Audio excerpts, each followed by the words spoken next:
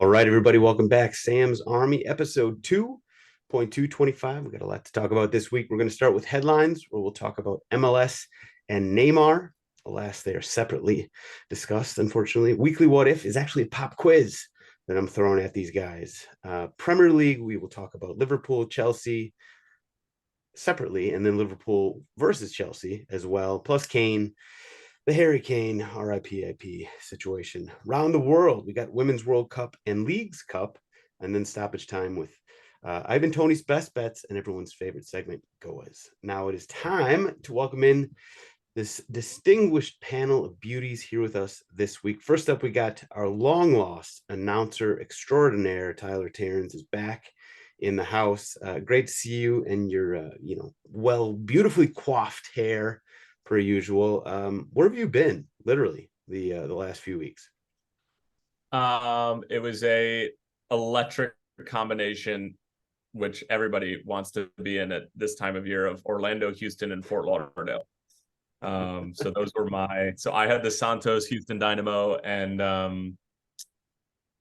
Orlando group, and then was doing a dizzying amount of games out of the studio in Fort Lauderdale. So I packed my bag for what I thought was going to be a 48-hour trip to Orlando, and it turned out to be a 13-day stint away from Chicago.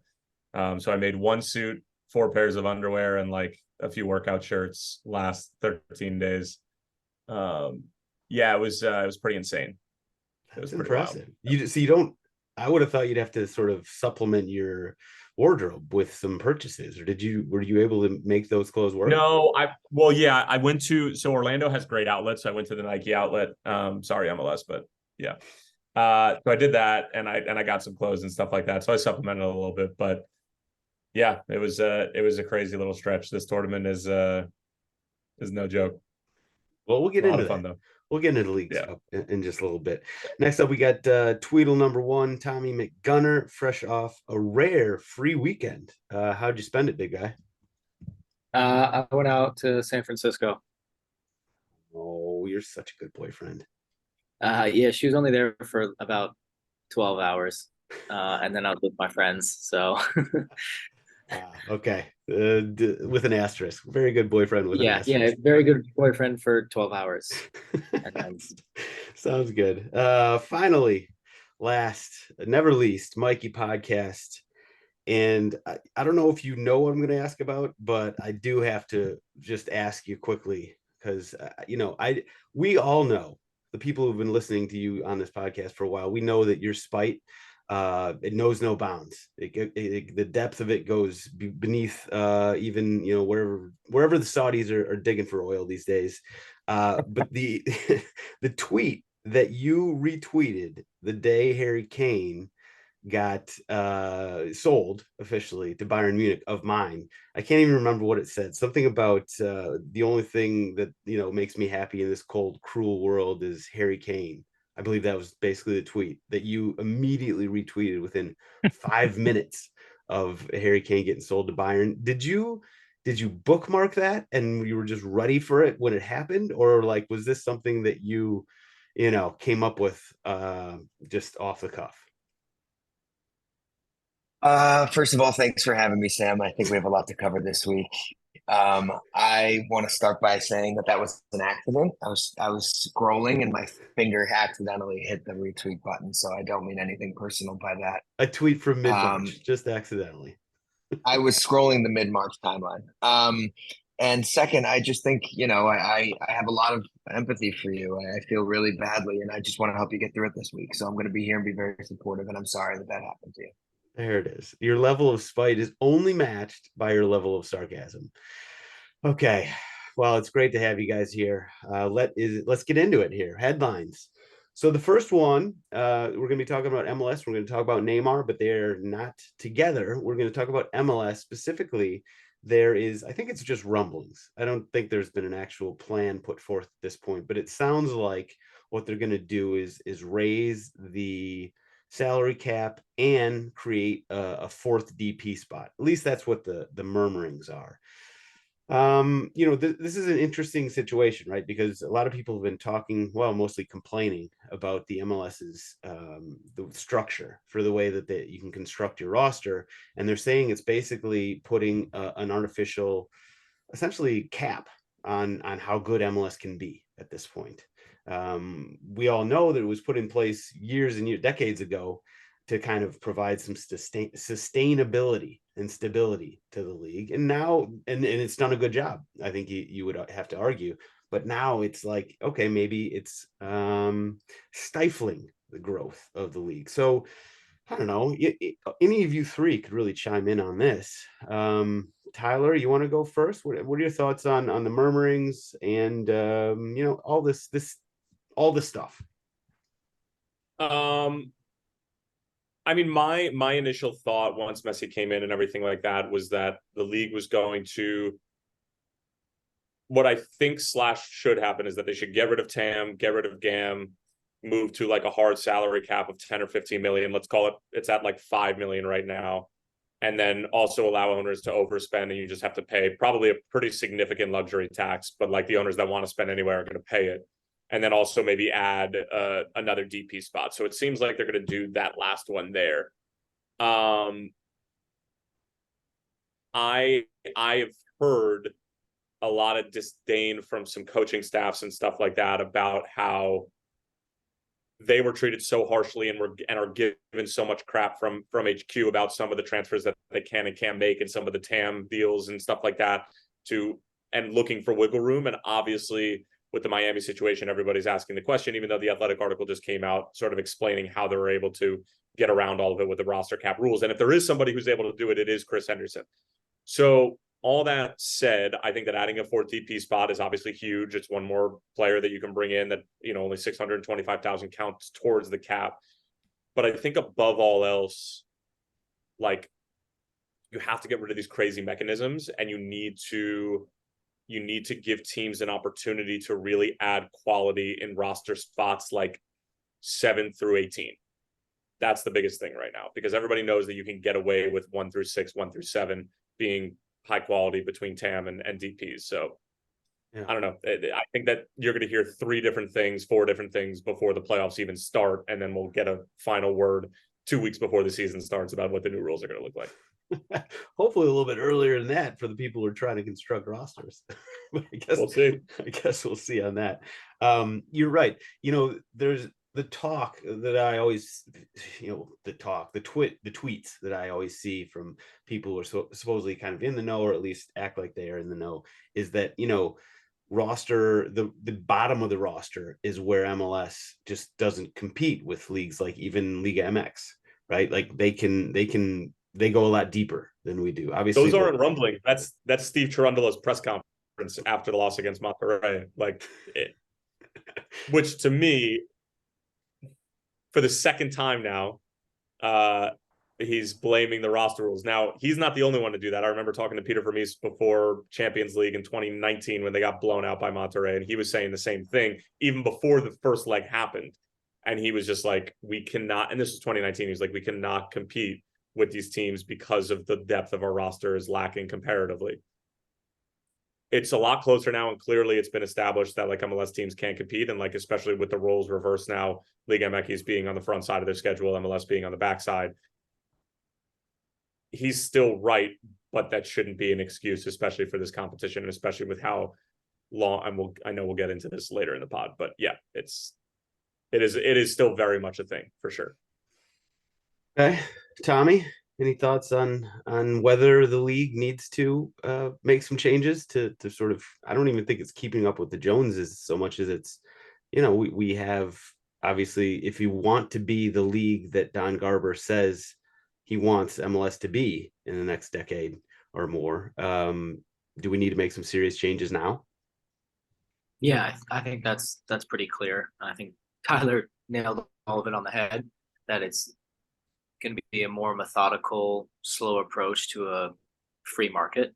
And I think instead of, jumping to the gun, like you see some other leagues trying to compete with the biggest European leagues just by throwing money left and right, I don't necessarily think that's been or will be MLS's MO. But yeah, they're definitely going to make I think definitely going to make changes. Yeah, it's interesting. I mean, one of the thoughts that came to mind when you were talking, Tyler, about some of the teams that were complaining about the way that Messi went down, and the first thing that came to mind was the Columbus Crew situation, where it sounded like they basically, they wanted to bring Diego Rossi in, but then to do so, they ended up having to sell an MLS MVP when that stinks. Yeah. Any thoughts on this, Mikey? No, they've pretty much covered all of it with the MLS experts. Yeah. Okay.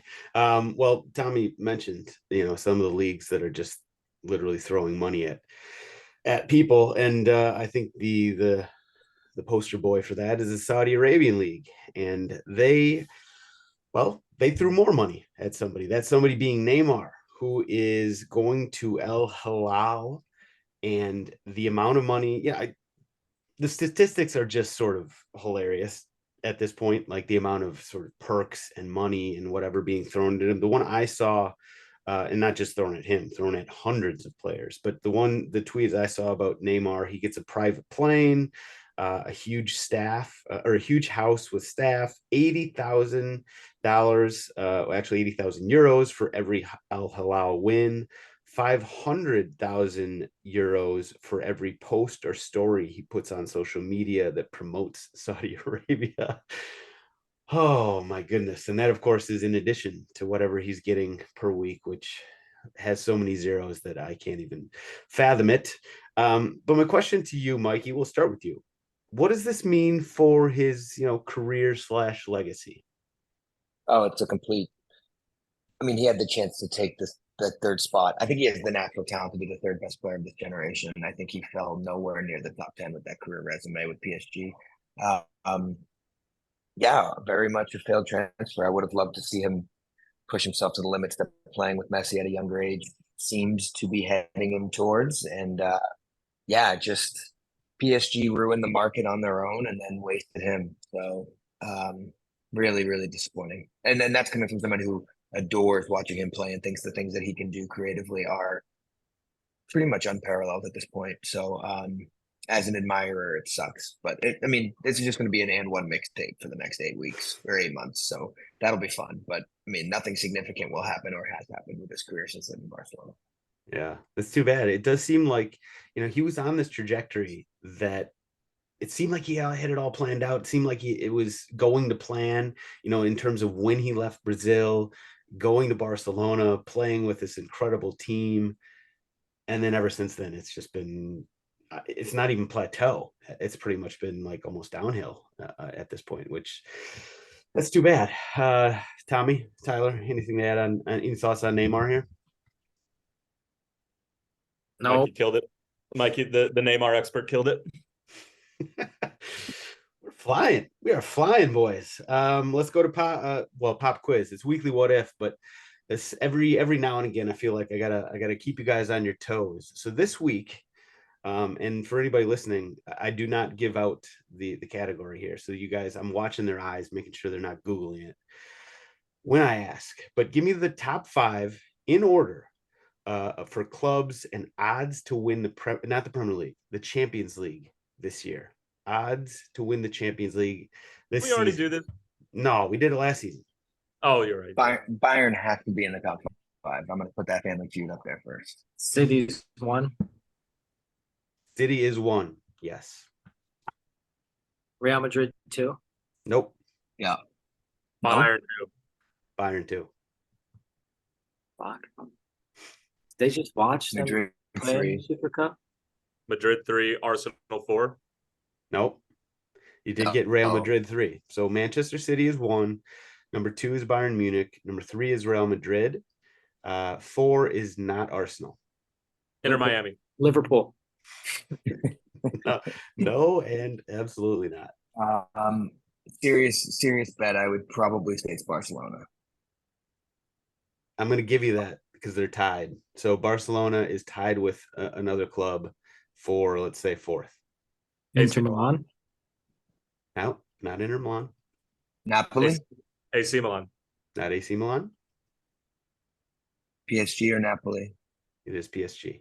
PSG, get the They got Mbappe. Neymar. They got Mbappe.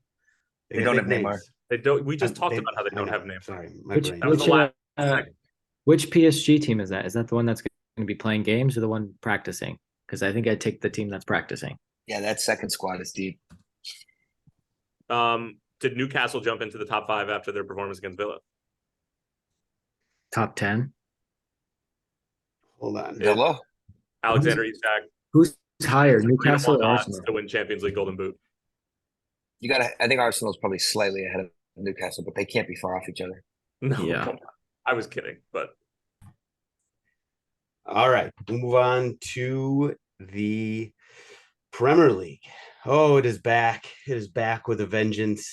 Some people are happy about it. Some people are sad.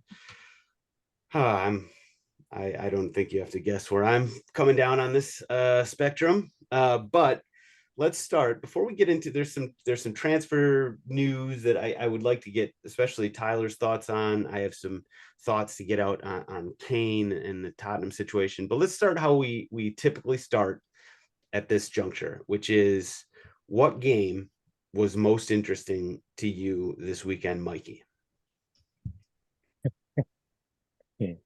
Most interesting game this weekend. There's two that pop into my head. The first one is because of its. I mean, I'm not going to take Liverpool Chelsea from Tyler. I'll let him keep it. I'll let him do that one. I was very worried that Wolves. They were my prediction to go down this season.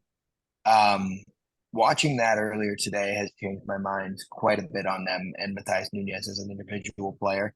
From an interest perspective, I don't know if it's just because it's an isolated Monday game, but watching that in full gave me a lot of very, very positive feelings towards Wolves. And I have to admit that I was wrong. I do not think that team is going down. There's no way.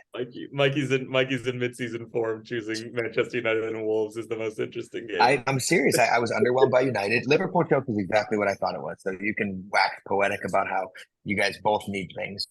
But I thought United was a lot better, and I thought Wolves were a lot worse. So as far as my predictions go this season, I've heard people putting United in that second or third spot, and I don't fucking see it at all. So I think I'm ready to boldly claim from that game on both of those teams. So that's why it's interesting to me. 90 minutes in, Mikey's going completely. I'm ready. Wolves are staying up, and United are finishing in Europa.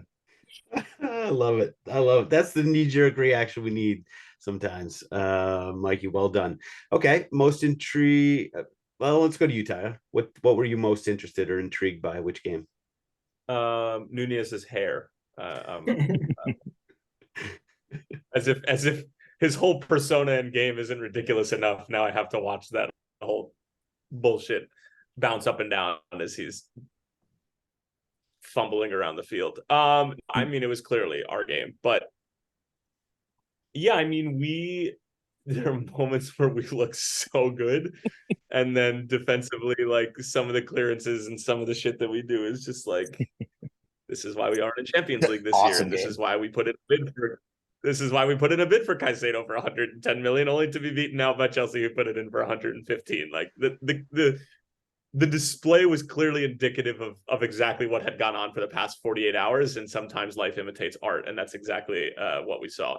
So I think that was the most interesting game because Liverpool had this big overhaul, and Chelsea just decided to spend $1 billion in 3 transfer windows. So like, that was everybody's favorite. My thing though is that like, where is this going to fall in the history, right? Like, because this game happens because the top 6 fixture happened so early. Like, this is what happened last year when Liverpool ended up drawing Chelsea after Reece James got sent off super early.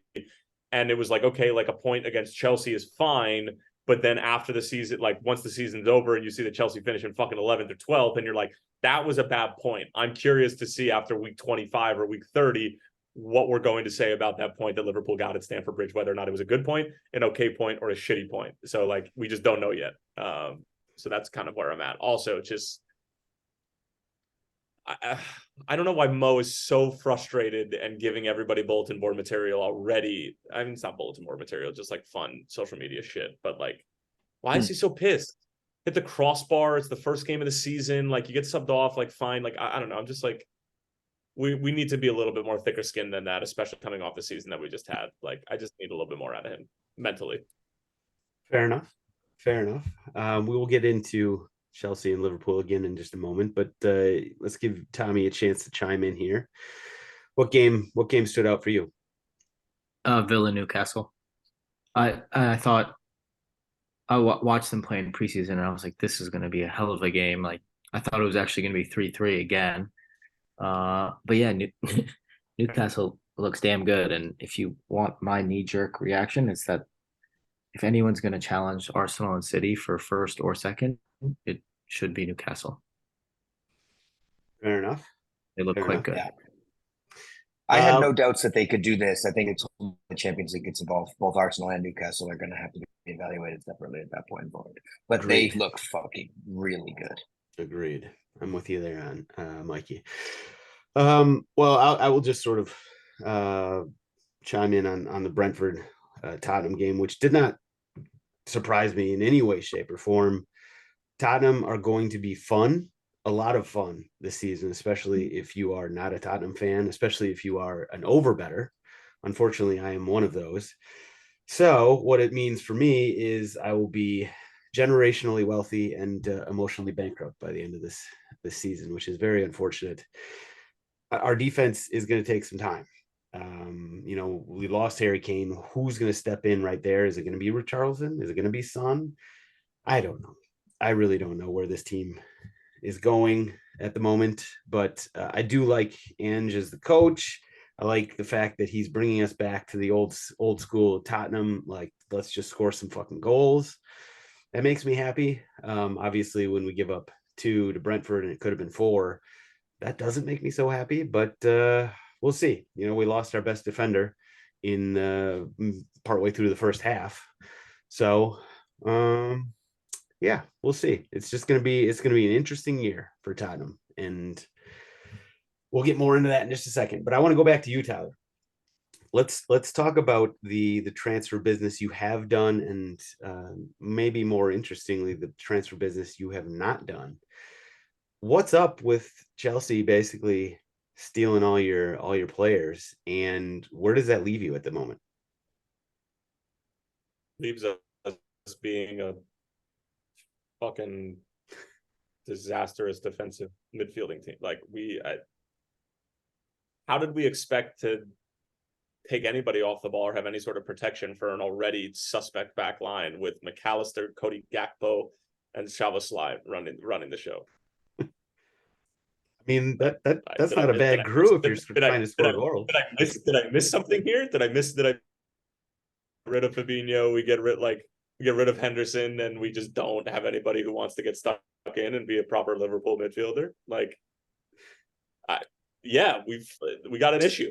We got a real fucking. What else do you want me to say? Like, it is very concerning that, and I don't know if you guys think that there's any truth behind the fact that Caicedo was like, I only want to go to Chelsea. Now I get Mikey, you're shaking your head like you don't. He sucks. That's why I'm shaking my head. No, it's probably right, but he sucks. I'm so annoyed with his antics. Yeah, he does. Well, agreed. He does suck. But as a Liverpool fan, and as what should be one of the premier destinations for talent from Africa, South America, all across Europe, Liverpool has the history and has the gravitas to where most players, if they're given the opportunity, should say yes in a heartbeat. And Chelsea has not had that in a long time, despite the fact that they were Champions League winners a couple of years ago. Well, Chelsea's had some foreign players that attract a lot of those foreign players to watch Chelsea as they're growing up around the game. Agreed. That's part of Arsenal's pull too. Whereas I think Liverpool's had less of that. You think Liverpool's had less of that compared to those two teams? Come on, really? You don't think that there are young footballers growing up all across the world that remember Istanbul in 2005 and remember, these great Liverpool teams from now. No, I'm saying it from an individual standpoint. Like that's someone that looks like me from a similar country, similar background that's playing for that club. Like Liverpool's generally been more English than other teams when you think of their like iconic players. Got it. More recently, you Yeah. obviously got Salah and Mane and that type of player. And Yes. Darwin Nunez, although he's Portuguese. Yeah, But but you could. Yeah, and I was just about to say, but but like, no one's old enough. this is only as of late. Yes. Yeah.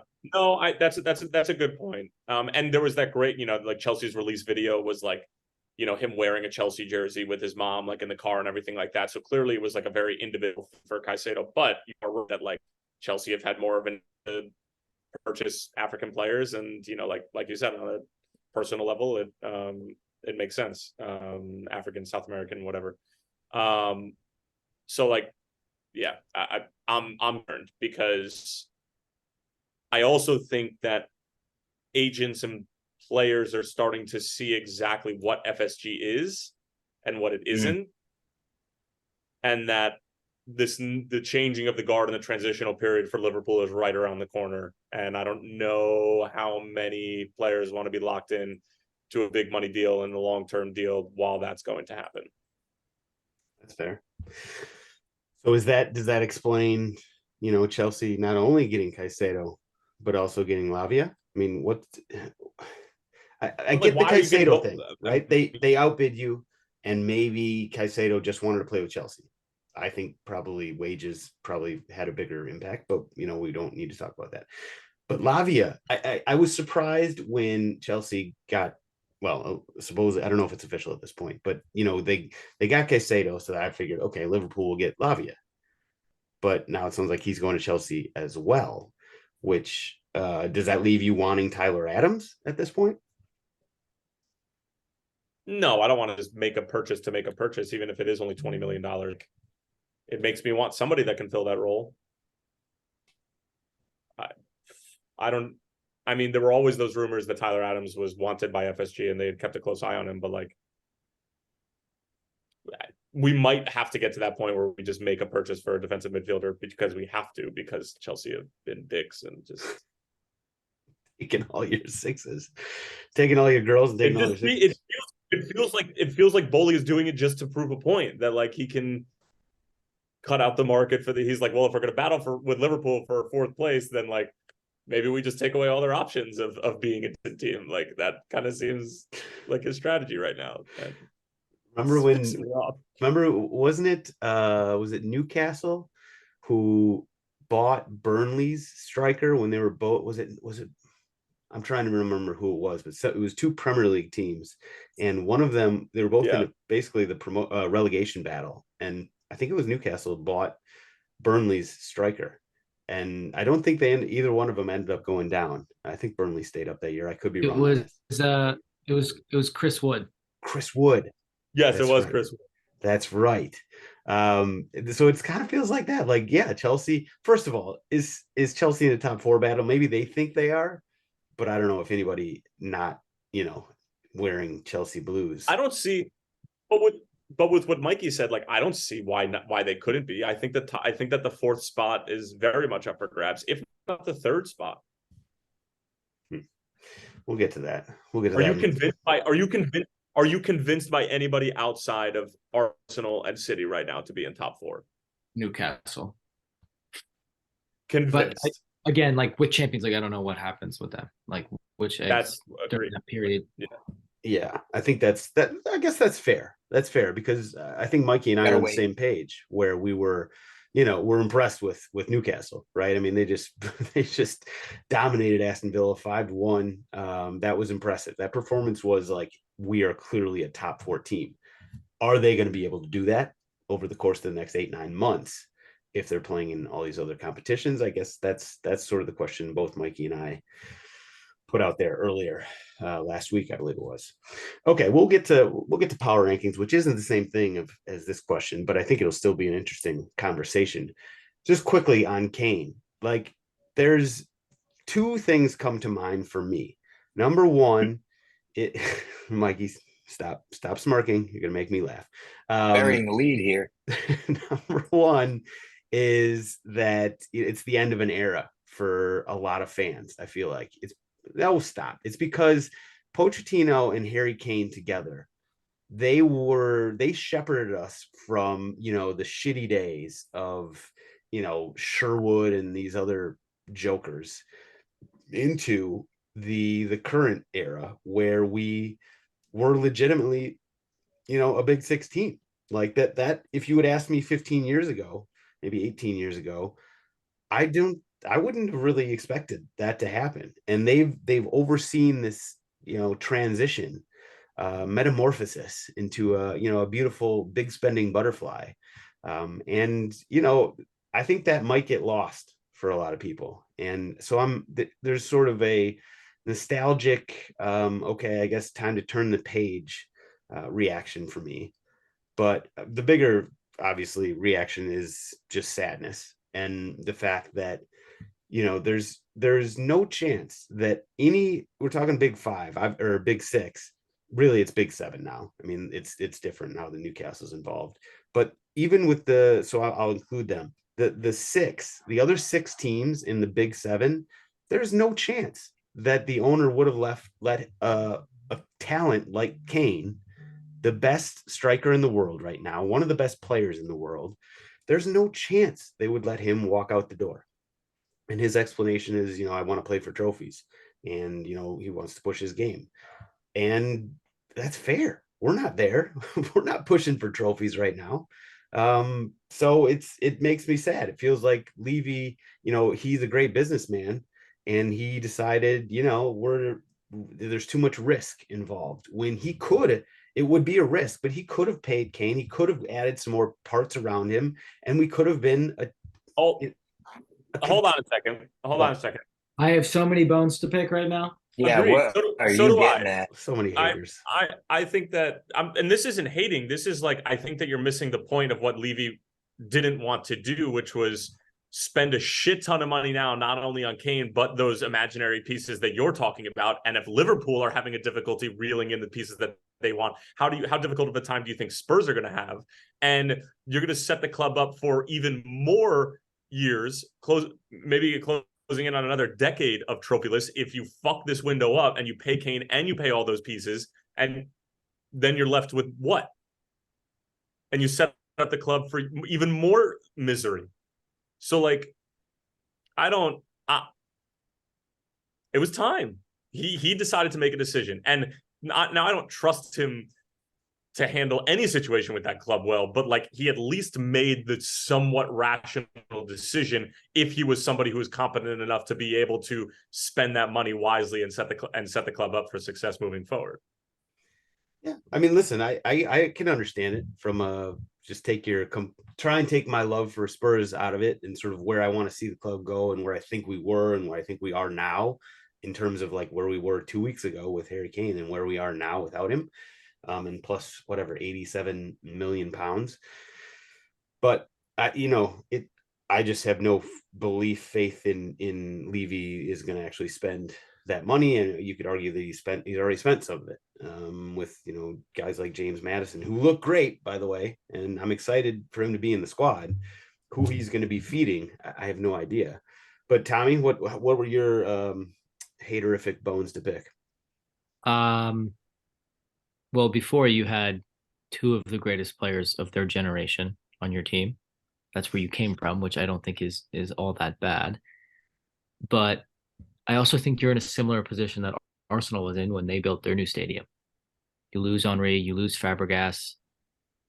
Obviously, Pochettino's revered by Spurs fans, but you lose a legendary coach. And that money probably this transfer window isn't going to be used for transfers. Just the way that Levy seems to do business. Like, there's other things that he thinks needs to be prioritized right now for the sustainability of the club, which I don't think any fan really wants to hear, but you never know in the next 5 to 7 years. But yeah, I want to do a checklist here for Sam. Oh boy. You can't compete for trophies right now. We can't You compete won't for be the spending league. them. Correct. You won't be spending the money that you just made because you think it should be going to the infrastructure of your club.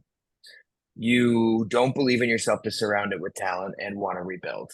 And yet you still think it's a Big Seven now. I'm curious if you are aware of the fact that you have been replaced in the Big Six and it's still a Big Six. I want to petition officially for the transformation of the Big Six from Tottenham to Newcastle. sign here on the dotted line. We're just gonna become a college football conference. I was Just just call gonna it say, I Big feel like Eight, Big Ten. UW and Oregon should also be included, Yeah. and we should just make it a Big Nine. Wow. I knew that I was going to get tag teamed and surrounded. I didn't know it was going to be all three of you coming at me. First of all, Arsenal fans, you guys are getting a little uppity for having one good season in the last decade? How many good seasons? Didn't I just say you're in a similar position as I Arsenal? have not said the word Arsenal one time. Also, I take offense to the adjective uppity. Number one. Number two, how many good seasons have you had to be able to make a comment like that? Well, Well, Harry Kane just left your what? club. Whoa. Relative to what? Relative to City, we've never had a good season. Relative to Arsenal, we've had a decade relative of to dominance. Wolves.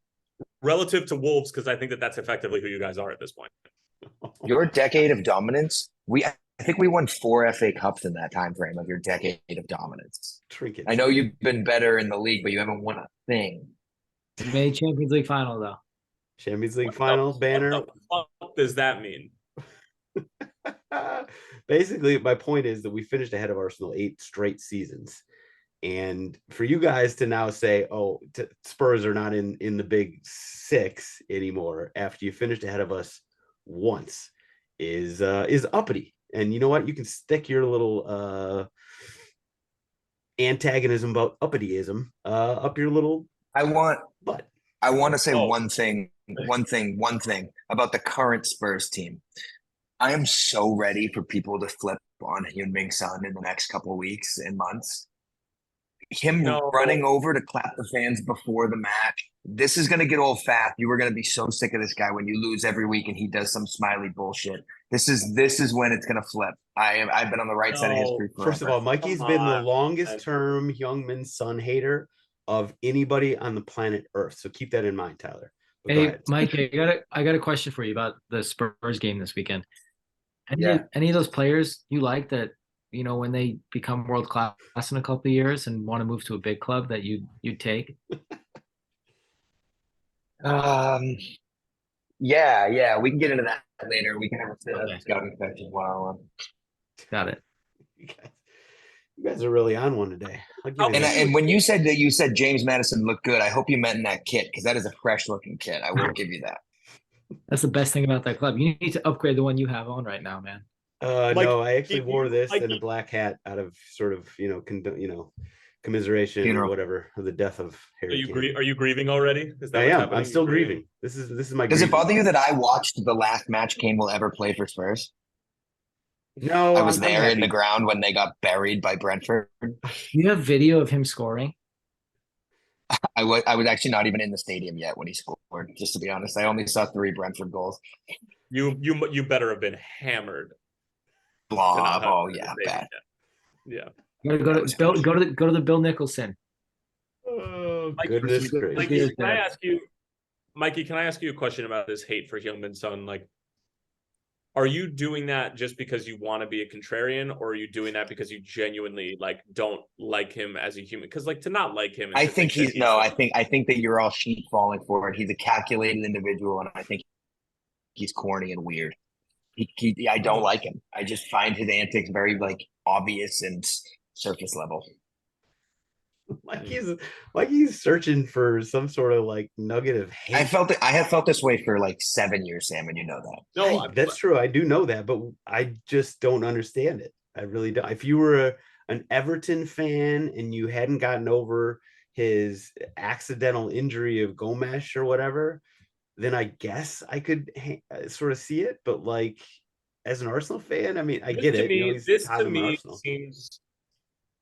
to me seems like a situation that I recently saw on social media about a certain commentator who basically was putting the house down that Messi was not going to come to Inter Miami and come to MLS. He's like, there's no way it's going to happen. He was just making a bold take to make a bold take, even though there was really no basis for it. And just because he wanted to be able to say that he was right in this bold take, it was very Skip Baelish. But this feels like that, Mikey, because you want to be the lone person who called out Heung-min for what is probably never going to really be proven or confirmed. It has nothing to do with the break. I just can't wait for Captain Sonny. This is going to be a great experiment. This is a wild South Korean goose chase. That's a great line. Just away from Mikey's hatred for the moment, it will be a very interesting season for Heung-min Son. I mean, like, he has stepped up and like has you guys vying for conference league. Like, thanks, I appreciate that. But he's other than last season, which was a complete clown show from start to finish, essentially, for him. He has had some really, I mean, he's coming off a golden boot season before that, and he in the times where Harry Kane has gone down, Heung-min Son has usually stepped up. So, maybe he will be the guy that steps up, or maybe Mikey's right and he'll be just as bad as he was last season, and we won't have Harry Kane to sort of cover up how bad he is, and people will start to hate him. I really, really doubt that, though. We'll see. We shall see. Power rankings time. Everybody's favorite segment on this episode, on this panel. 7. So, big 7, baby. Sexy 7 with a S and money sign in the S's. All right, top 4 power rankings. Let's go to Tommy. I'm throwing you under the bus. Who you got top 4 right now? This is just based off this weekend, right now, not how they finished the season, just based on what you've seen so far. Newcastle, City, Brighton. I don't even want to put Arsenal in there. I wasn't thoroughly impressed by them for the whole match. Let me check the results from this weekend, because I'm blanking off the top of my head. I mean, there's not a lot of, nobody really stood There's up. not a lot, like Bournemouth and West Ham were tied. I think I'll just throw Arsenal in there, because I don't want to throw in Palace or Fulham. And keep in mind, this isn't just from the 90 minutes, though. This is what you know of the team and what you saw from that game. Okay? Oh, okay. I mean, that's yeah. So just based on different. Well, the point being is that this is not a prediction for how teams will finish. This is essentially, if they played right now, who you would take 1, 2, 3, 4. If they played on a neutral field. Like, if it's based on the performances, that's different. If it's based on the way you just explained it, which apparently I'm just getting in my head. Yeah, we've only done this for like 3 years. After I don't know how long I've done this. I'll go Arsenal, City, Newcastle, Brighton. Okay. So you basically, that's not how you had your top 4, but you did have. It's the same top 4, just in a different order. Okay. We're going to skip the other Tweedle. We'll go to Tyler. Who do you got? 1 through 4 power rankings right now.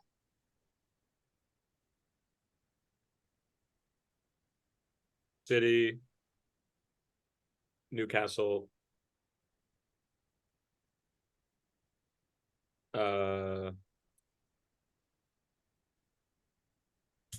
Arsenal, Liverpool. Keeping Liverpool in there. Okay. I heard there was some serious slander on this podcast, and I haven't been here for a while, and I'm just kind of sick of all that shit coming across my Twitter feed. And Mitchell Goulet, somebody's gonna have to adopt Tyler if you lose in the Premier League. And like, I get it, I haven't been here for a while to defend myself or my supporters, and I'm fucking sick and tired of it. And so I'm just gonna say tank for Tyler, tank for Terrence. I'm going to say some ridiculous shit as if I haven't already done so on this podcast, and I'm stirring the fucking pot. I am here, I'm fucking back, and I'm not having any of it anymore. I think that's fair. That's fair. Mitch had a little hiatus without me on this podcast, and he ain't doing that shit when I'm on here. So, like, that's like the Twitter warriors who, call me out for being a shit commentator, and then they shake my hand and tell me they're a big fan of my work when they look me in the eye. That's what those are the vibes I'm getting from Mitch right now. Well, to be fair, let me point this out. While Mitch did, I think, essentially co-sign a lot of the Liverpool slander / hate, it was Mikey who was the author of it. I know. I hope you're listening, Michael. Okay. Hey, I'm trying to wake FSG up. Do you not understand? I'm on your side. Will you not understand that I understand your level of sarcasm and double agent bullshit? Hashtag FSG out, man. Bro, I was on the golf course yesterday and there was some reverse jinx going on. Anytime anybody does that, you're the first person I think of. You are the reverse jinx. You are. I'm trying to own FSG out. It's definitely a mini thing. So The thing about Mikey and his reverse jinxes, he's so far down that rabbit hole that he doesn't even think about it anymore. The reverse jinx just come naturally out of his mouth. It's on a different. All right, Mikey, I'm on your side. Top four. I think City is going to. The funny thing about City in my opinion is that they ended last season on that run, and I keep hearing people say like, you know, they may regress. That run is obviously not repeatable. Since he switched that formation, nobody's figured it out. Nobody seems close to figuring it out. So until that happens, they're number one. I have no doubt in my mind. Until somebody can define the John Stones role, I don't think I am going to let them fall to number two. Right now in a neutral ground, I think Newcastle would probably beat Arsenal today. I know that's very, very controversial and tight, but I think Arsenal's built for success over 38, but I think Newcastle probably right now is a better one-on-one team. So I'm going to go Newcastle 2, Arsenal 3, and then I was very impressed by Brighton, and I think De Zerbi has the right attitude right now. I mean, it's only March, and Pascal Gross just need to take a minute to shout them out. People are going to either, if they don't already pay attention to them or bet on them or care about them, they are the Swiss Army knives that let De Zerbi play how he wants to, and it's been so fun to watch him just slot in at right back. Caicedo was playing a lot of right back from the holding mid spot before, so De Zerbi seems to be doing exactly what Pep and Arteta are doing in terms of playing this holding midfielder at right back. So that's been a lot of fun. So I'm going to go Brighton fourth. So Arteta, De Zerbi, and Greg Berhalter are all sort of in the same level of genius coaching. Yeah. Okay. All right. Fair enough. Mm-hmm. That was from Mikey Fowler. That's they're part of the big seven. We should, yes. Greg Berhalter to Tottenham next. All right. Well, I actually like your power rankings. I'm going to co-sign them. I got City, I got Newcastle, Arsenal, and Brighton as my four right now. Liverpool, no, Tyler. I totally get where you're coming from on that, but absolutely not. Something.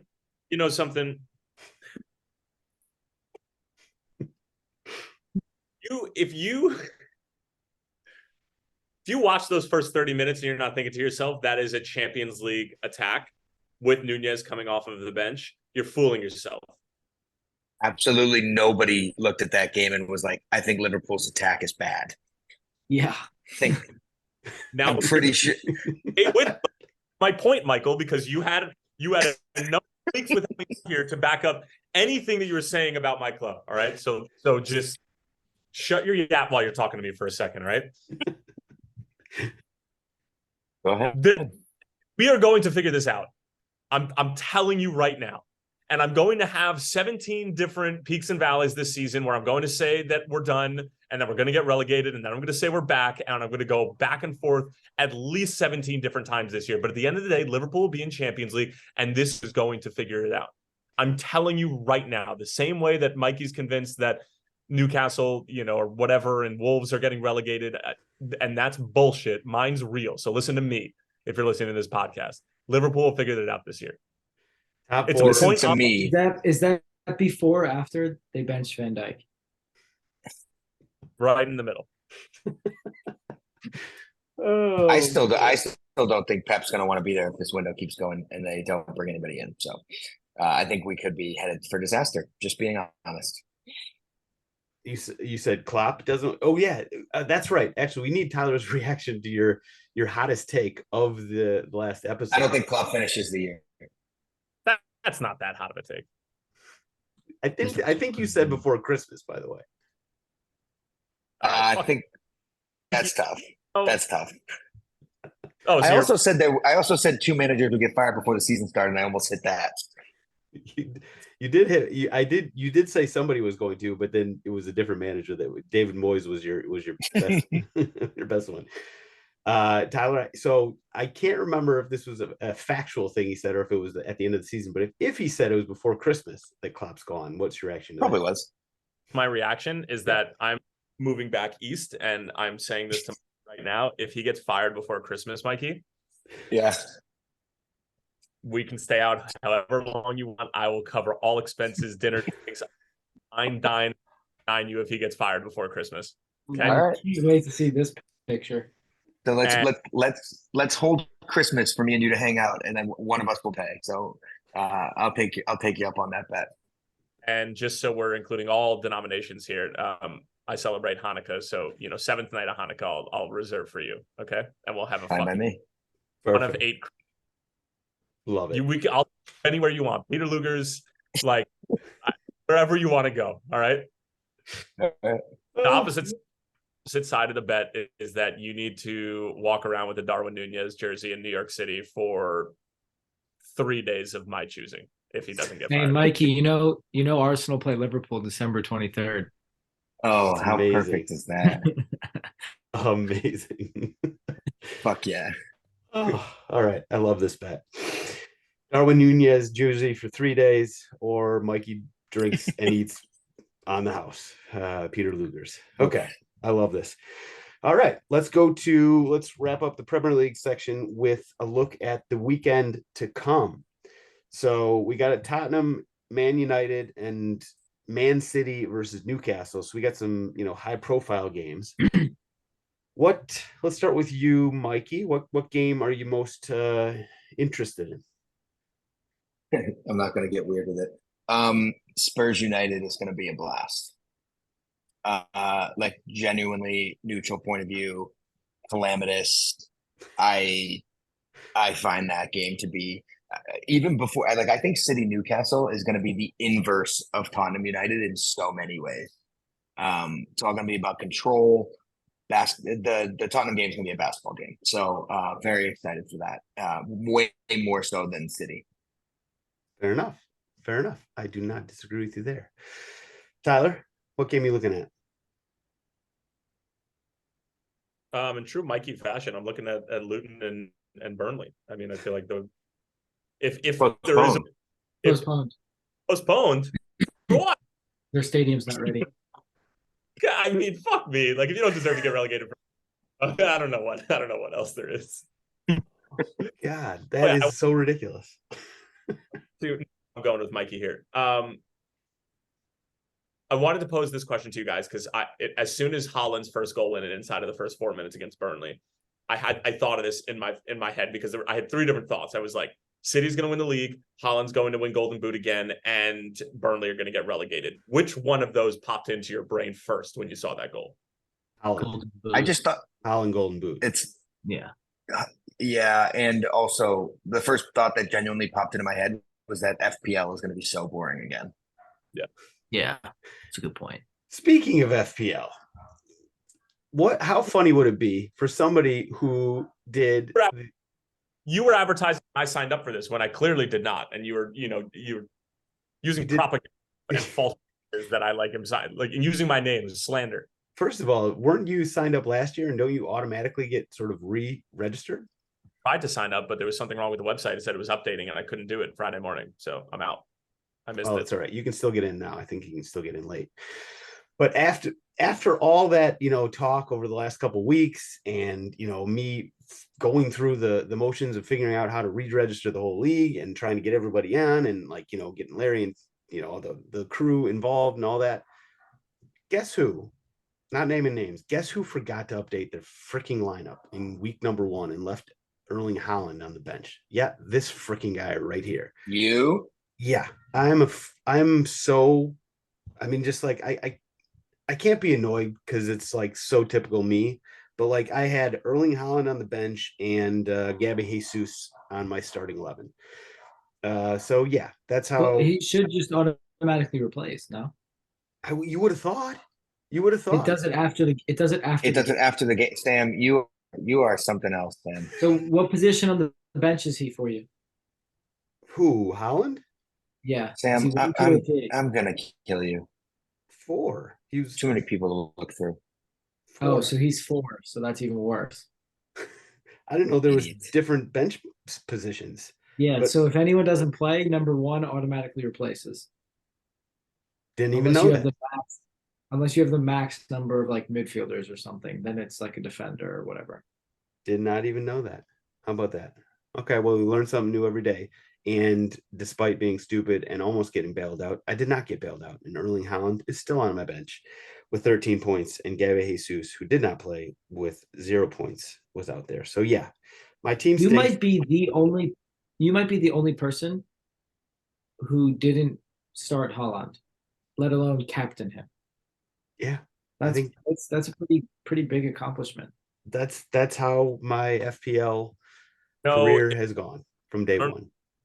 their supporter could do that other than a Spurs supporter. Yeah. I stink.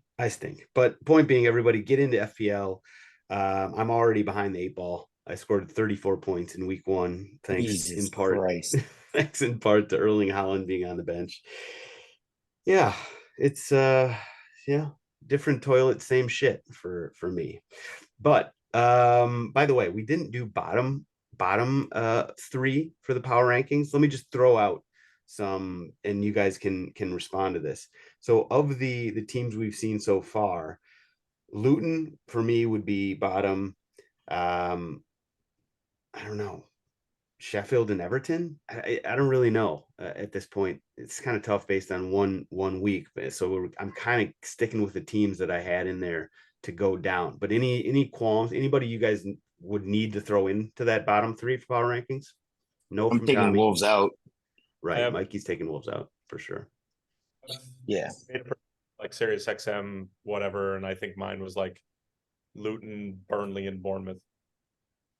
I will say this guy Gary O'Neill is pretty good manager for Bournemouth last year, and then the way Wolves are playing now. Yeah, that's fair. But also Burnley played against City, so I can't throw them. They haven't you know, even started. I don't think Burnley. I think Burnley finishes closer to the top half than they do. Wow. Oh, I kind of agree. I kind of agree with Tommy. I like you haven't. What have they shown? What have they proven? just the way they played all last season. I watched Yeah, a fair amount of Burnley last season. They looked like a Premier League team. Oh, it's a championship. They also played City in their first game. Right. Damn, you know what my hot take is? That Bournemouth West Ham game was a 6-pointer for someone that they both missed. I think both those teams are fighting for their lives.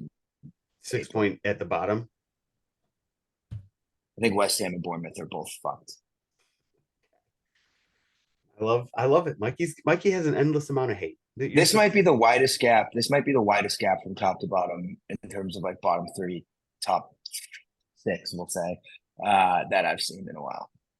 top 6, top 7, you jerk off. But yeah, I mean, that's kind of what money and the the arms race does, right? Isn't that what everybody was It's only going to suggesting? get worse. Okay. Any other games? Let's see. I'm looking through. Burnley is postponed, as we've talked about. Liverpool, Bournemouth, Fulham, Brentford. We haven't really talked about Fulham at all. Does anybody? What are sort of our thoughts on Fulham this season? Do you have them finishing anywhere near as high? Mitrovic is not going to start. Mitrovic is not a guaranteed 15 for them anymore. He's pissed. He wants out. He'll probably go by the time the window's done. They're not in trouble, but I think that they're going to need to find goals. And we all know my take about when goals go missing. Sheffield United, you can have a one season wonder if the goals dry up. But and you don't necessarily rely. They could have like, I mean, I think they have a strong enough defense, midfield core, and goalie to be one of those like really low scoring teams, like top 5 in least goals given, and then bottom 5 in goals scored. I'll even go top 3 and bottom 3. Like, I think that's their way to success, and I think they can do that. So the interesting thing for me about that Fulham game, they played Everton. They were away at Everton. They ended up winning 1-0. Is that Everton could have and probably should have had 3 or 4 goals in the first half.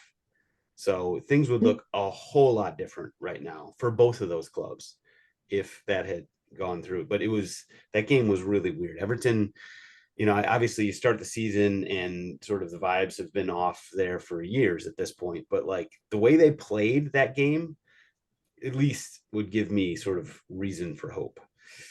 I guess we'll see on that. All right, let's quickly round rest of world. we got Leagues Cup quickly to talk about. We do have an expert here. Tyler Terrens has been, as mentioned, shipped around the country following the teams around and commentating and in highly world-class form as only he can.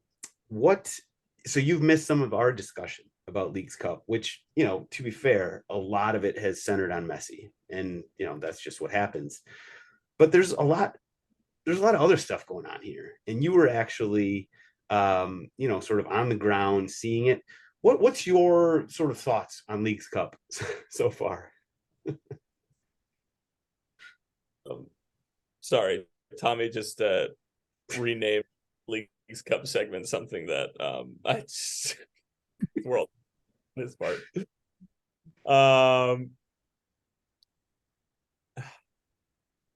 A number of different thoughts. So the first one being that I felt like one of the Mexican teams during my little 13-day stretch on the road.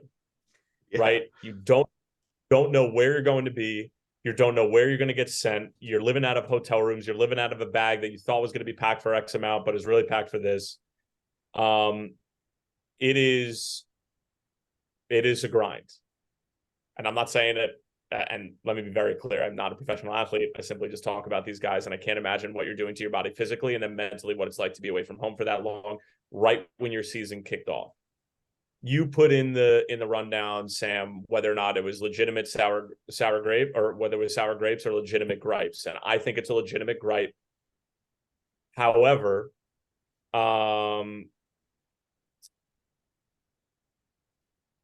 I do think that this is a good indicator, and it's different than Champions League, of how difficult it can be for MLS teams starting out their season in the most important competition. The other thing is that these payouts that these players are getting just from progressing one round through, each round is bigger than any payout that they've received for any game that they've ever played in, outside of some guys who have played in World Cups and stuff like that. How much is it per round? So it's not the same for each round, I'm guessing, obviously. Sammy, pause it. So it's just it's not really public information, but with all that said, it gives players huge incentive to take this seriously. It then forces coaches and organizations to put a lot of time and effort into it. But at the same time, preparation and the turnaround for these games is difficult, scouting and the whole thing. And I've heard some horror stories about video sharing and stuff like that. So this has become really interesting now. The question becomes how often are we going to see this tournament? Is it going to be once every other year, once every other 2 years, whatever? But this is a huge taxing thing that the players are undergoing, particularly the Mexican teams. And hopefully it alternates back and forth between the two. But safety is a concern with MLS supporters going down to Mexico. The amount of grounds that are available in Mexico comparatively to the US and things of that nature. But there were attendance issues at the beginning, and that's sort of what we expected. And I told everybody that I thought that this was going to sort of be the second and third rounds of US Open Cup for MLS teams, in terms of how seriously they take it during group stage. And then if you get out, then you start to take it more seriously. But because of how big the checks are getting past each round, I think that players are no, we want opportunity to play for this money. And you can tell some of these players, especially Querétaro getting to the quarterfinal, them advancing those 2 rounds and the money that they're getting for a club like that doesn't pay well, that's a really big deal. And you can see in the way that they played. So that's a really cool aspect of this. But outside of the Messi stuff, I think that there are a lot of things that this tournament needs to improve on. And just like anything else, that's in its infancy and in its first year, it's going to have its things that need to be improved on for the second year. But overall, I think that this tournament is really cool, and it's dramatic. I loved going straight to PKs. And yeah, I mean, it's been fun. It's just a lot for the Mexican teams. That's not a real thing comparatively to what the MLS teams are going through. And then Toluca, who played 4 MLS teams right off the bat, playing against Liga MX's side, at least you know them from a scouting standpoint. But Toluca ended up getting bounced by Minnesota in penalties. But they did really well and were one of the most fun teams to watch throughout the competition, and then just ran out of gas. And you can only do so much prep work in 3 days, and when you only know your opponent 3 days out. So no, it's been fun, but a lot of things to change. Yeah, fair enough. So the question that I didn't throw in there was that, so there's been League MX fans on Twitter have been kind of shitting on the tournament based on, the fact that their teams are basically traveling this whole time and everything like that. So the question is going to be, is it sour grapes or is it legit? And it sounds like, and I agree with you. It just seems like it's a legit gripe for about a lot of this stuff. About a lot of this stuff, but I also think that the Liga MX president has come out and said that like MLS is very close to overtaking, if it already hasn't happened, just from like a marketing standpoint, how good America is about, handling sports from a business perspective and everything like that. But the last thing that the media wants is to see MLS teams doing that. Minnesota dismantling Puebla when they were up a man for 60 minutes, and like Seattle winning CONCACAF Champions League. Like there's a large stack of evidence now that MLS is right there. And the media is going to, especially some of the old guard over there in that part of the world, like who are used to Liga MX's dominance in America not being a soccer country, like they're just trying to stay afloat and trying to save face. So like them killing the tournament is just a way to sort of deflect and sort of tell the public like, hey, like this tournament's bullshit. Don't believe everything that you read when there's 6 MLS teams and only 2 Liga MX side in the quarterfinals. So I think that. Fair enough. Well, now we're down to the semifinals, and they take place on Tuesday. I believe both of them. We got Philly hosting Inter Miami, and Monterrey, allegedly, quote unquote, hosting Nashville. Any thoughts on those games? I mean, Monterrey is so good and super organized. I used to cover them a lot in Champions League. I love them. And then this will be the most difficult game for Messi so far. And not for nothing, he's got 2 daunting tasks coming up, between on the road against Philly in a semifinal and then on the road against Cincinnati in a semifinal. So like he's gonna be tested in that whole team in the next week. So I think Don Garber and the Liga MX's president wet dream is Inter Miami and Monterrey for sure. Yeah, probably Club America would have been better. Yep, that was my pick. I think it'll be Monterrey and Philly. Either way, my heart. This is awesome. I mean, I want Miami to win. I think that Charlotte is so bad, and Dallas is a decent team and like almost beat them, should have beaten them. Philly is a proper fucking team. So yeah, that's where I'm at. I think that's fair. I mean, it's great that it's great for the league that they got this far. It's great for soccer fans, and maybe just soccer in the US that Inter Miami got this far in Messi's first however many games, and they just keep winning and all that stuff. I think you're right. Philly is a different task, and Monterrey would, if they get by Nashville, would be a completely different task. So it should be interesting either way. All right. Quickly on the Women's World Cup, like this, we're down to the final 4 there as well. Mikey, who actually just had to hop off, he's still looking good. He had Spain over England in the final, and that still very well could be. I mean, granted, those were the 2 favorites at the time, but to expect them to come through, and a lot of favorites were falling by the wayside in the US, Brazil, Germany, France, et cetera, et cetera. It should be interesting. And the only thing else I have to say is that it would be really interesting, really cool if Australia somehow either came through, even just to the final. That would be pretty cool. And they made it to the semifinal by winning the longest shootout in World Cup history. So shout out to the Matildas. All right, let's finish up with stoppage time. Ivan Toney's best bets is where we will start. I'll give the quick rundown of how things went last week for the overtrain. Good good, not great. Basically, I gave 5, which is a little much, but I gave out 5 winners. 3 of them ended up coming through.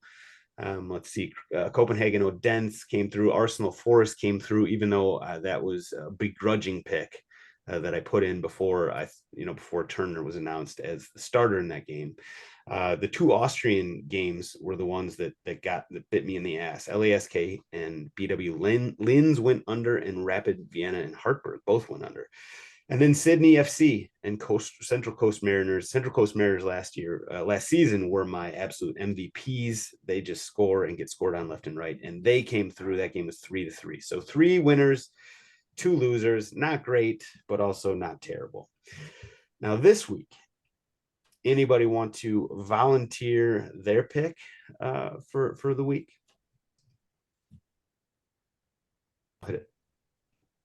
Go for it, Tommy. Harry Kane to score twice in his Bundesliga debut. Oh, you like to hurt me. You like to hurt me. Yep. All right, fair enough. He did not score in his actual debut, which was the Super Cup or whatever, German Super Cup. But yeah, who do they play? Wolfsburg or Werder Bremen, I think. Werder. Okay, that makes a lot of sense. And yeah, don't even go half Monty. Go full Monty. Let's hat trick Harry on his debut. Why not? Sure. Why freaking not? All right, what do you got for us, Mr. Tyler Terrence? I'm just gonna parlay what my prediction there. Give me a little Philly and Monterrey in League's Cup final. Okay, I like it.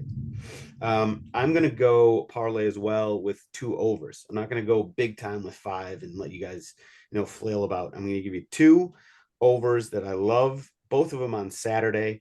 Tottenham and Manchester United. I mean, Mikey pretty much laid it out. That has calamitous defense going both ways, especially for Tottenham. I hope my boy Romero is back. He got his dome dinged up and had to come off the field last week. Hopefully he's back. If he's not back, oh goodness. But I got Tottenham, Manchester United over, and then Bolivar and Libertad Gran Memore that was in Bolivia. So those 2 for both going over. I love them. Let's go make some monies. And now time for everybody's favorite segment, GOAWs. And I, of course, have a long list, so I don't want to go first and take anybody's in case you guys, have an overlapping or a conflict with me. Tyler, why don't you start us off? Yeah, this is one that I've been thinking about now. Christian Kalina of Charlotte FC. It looked like he had a premeditated schedule following the final whistle against Inter Miami to have Busquets and Messi sign his jersey. I have just so many questions. And the bottom line is that you are lining up against somebody with a lot of money on the line, and that is your competitive peer. I don't care who it is. You don't need anybody to sign a jersey. It's going to live on Apple TV forever. You played against these 2. You're trying to beat them. You're bending the knee before the whistle even started. I don't like that. I don't like that. And I think that lessens his presence.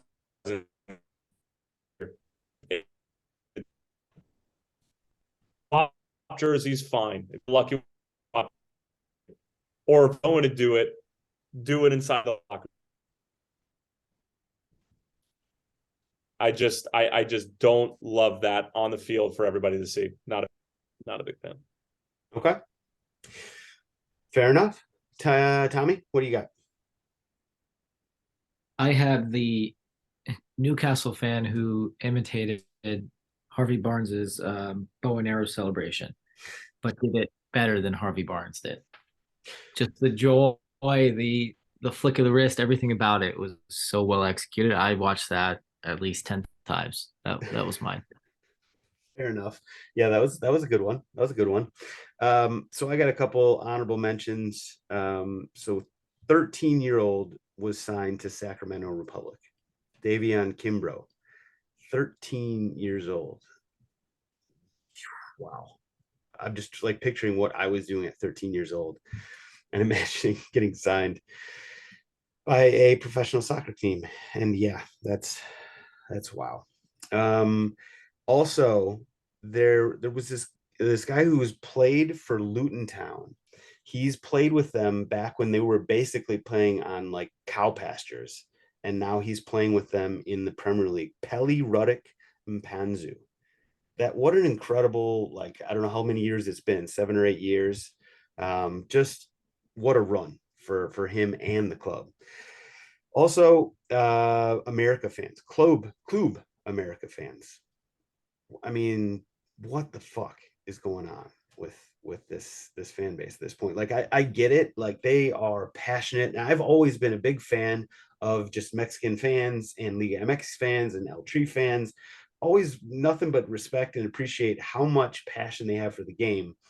And I know that Club America is basically the biggest club in Mexico and has probably the biggest, most passionate fan base there. But like, the amount of shit that this club and the fan base is doing game after game after game in the Leagues Cup setting is just ridiculous. Having people, run onto the field, constantly throwing, full, what they would call missiles, but just full drinks. It's too much at this point. You got to rein it in. It's just, I assume this is just, par for the course for games down in Mexico. Maybe I don't know if it's just worse because for whatever reason, I don't know, but they've got to get their shit together because it's gone too far at this point. That's my last honorable mention. My final actual GOA for the week is actually Newcastle, sticking with you, Tommy, and the Newcastle Twitter admin who, responded to Toney scoring the goal against Aston Villa by essentially referencing what everybody has been talking about on Twitter ever since Toney got to Newcastle, that he had, zero interest in actually being there. And he basically said, oh, Toney doesn't even want to be here.